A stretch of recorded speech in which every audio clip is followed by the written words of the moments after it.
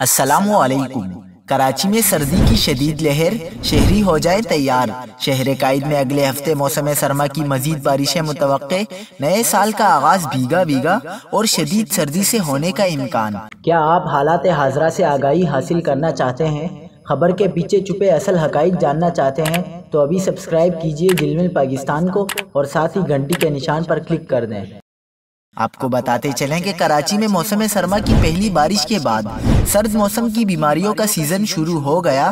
اسپتالوں اور کلینکس پر نزلہ زکام، گلے میں درد اور بخار میں مبتلا مریضوں کا رش لگ گیا۔ سرد موسم میں لاپرواہی سے بیماریاں جنم لینے لگی۔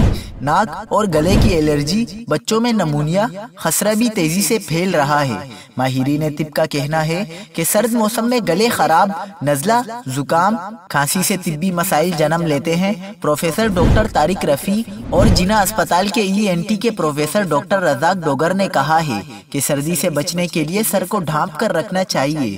ٹھنڈے مشروبات سے گلے خراب اور سوزش ہو سکتی ہے، لہٰذا گھر کے گرم مشروبات کا استعمال رکھیں۔